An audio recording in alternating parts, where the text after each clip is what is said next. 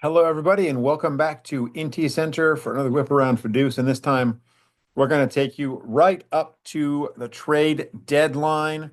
And we'll start off with a dramatic victory for brand new ball players. Now, they were being shut out by Mort Cooper until the top of the seventh when they got a run on a sac fly from Howie Kendrick.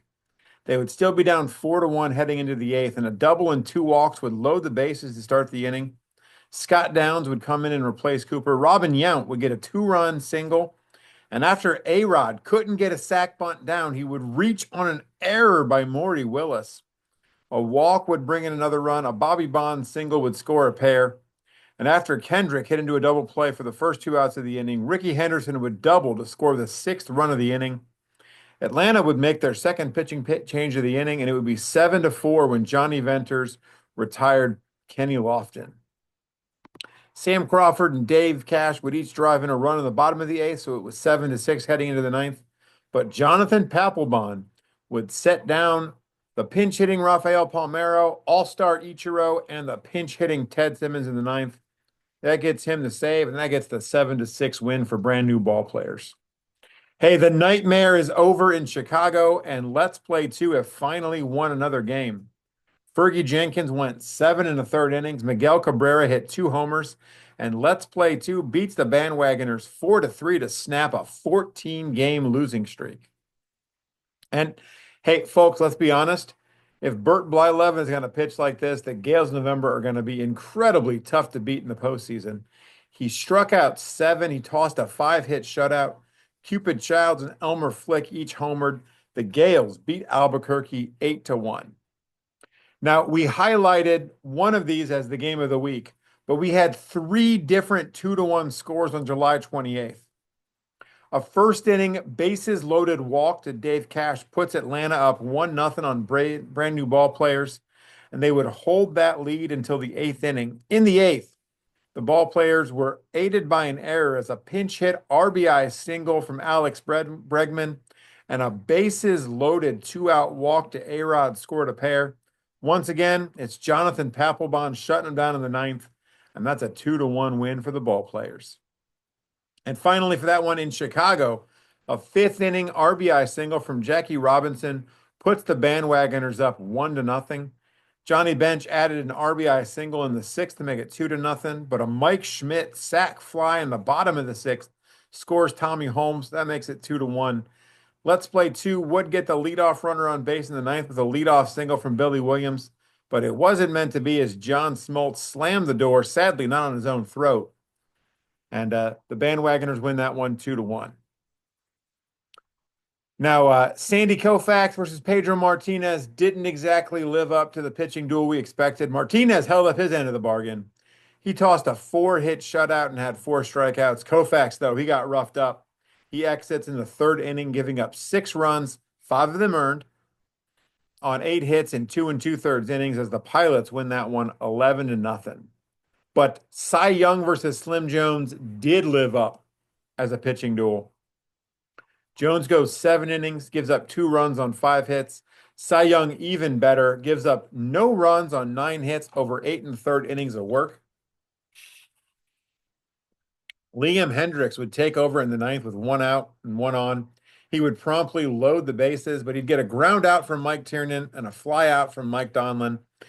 Burning strangers to bleach, hang on and win that one 2-0.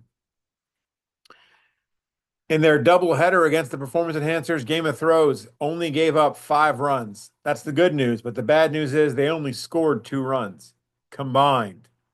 Trevor Bauer gives up 2 runs on 6 hits in 8 innings. He takes the hard luck loss in the opener. Hal Newhouser gave up 3 runs on 6 hits in 7 1/3 innings to take the hard luck loss in the nightcap. Jacob deGrom, surprised to be on the winning side of a 2-1 game, commented, "Oh, this is what the other pitcher feels like. This feels good. I like this." The Bandwagoners used dominant pitching in their first game against the Surfers, with Amos Rusi tossing 7 shutout innings as they pick up a 3-0 win. Then they used the bats in the second game of the doubleheader to get the sweep. Barry Bonds and Lou Gehrig each homered.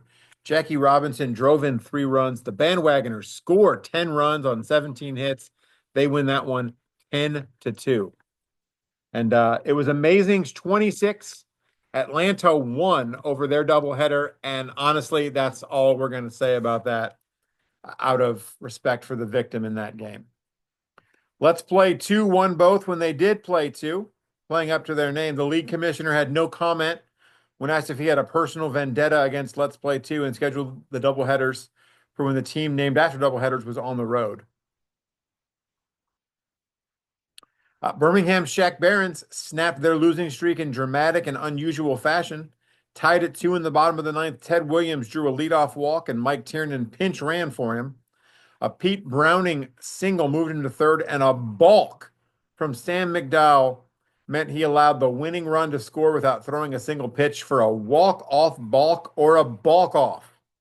On that same day, the Barons went from a losing streak to a winning streak. As they swept Scythie in the doubleheader, they beat Walter Johnson and Scythie 9-1. Brand new ball players eked out a 3-2 win in the opener of the doubleheader in Seattle. Russ Ford gave up 2 runs in 8 innings, and once again, Jonathan Papelbon gets the save. Jason Giambi and Howie Kendrick each scored in that one. The nightcap wasn't so close. Stone Temple Seattle Pilots scores 5 runs in both the 5th and 6th innings to take control of that one. Cal McVeigh, Willie Mays, and Melott each homered. The Pilots take it 15-5. Hey, behind 8 2/3 innings from Satchel Paige and 2 ribbies each from Christian Yelich and Buddy Rozar, the Demon Bags took game 1 from Albuquerque 8-1. The Angels looked to be on their way to a split as they were up 3-1 heading into the bottom of the 8th. They brought Trevor Hoffman in, and he gave up a leadoff single to Cleveland's own Big Ed Delahunty. Dan Bruthers added a 1-out single, and then Jimmy Fox put the Diamondbacks ahead 4-3, hitting a 3-run homer. Fernando Valenzuela set them down in order in the 9th. The Diamondbacks take that one 4-3, and they get the sweep of the doubleheader. Last but not least, Northern Shores Gales in November. They had to play 19 innings before they could score their first and only run of the day. That's because in the opener of their doubleheader, they got dominated by Cole Hamels in an 8-0 win for Burning Strangers of Bleach. Second game was much closer. Neither scored in the first 9 innings. Bleach used pitching chaos to get through their first 9 unscathed with 4 different pitchers going. The Gales got a dominant 8 innings of 3-hit shutout baseball from Francisco Liriano, who took the hard luck no decision. In the 10th, the Gales get a leadoff single from Sherry McGee. McGee steals second base. And then we get a walk-off single from Tris Speaker. That gives the 1-0 win. And again, the only run in their 19 innings played that day to the Gales. It's going to take us to the trade deadline. Thank you for joining us for another Whip Around FODEUSS. Let's see if Tom makes 7 trades. Let's see if anybody goes out there and gets Robin Roberts or Russ Ford. And let's see how chaotic it is. Bless you all. We'll catch you next time for another Whip Around FODEUSS.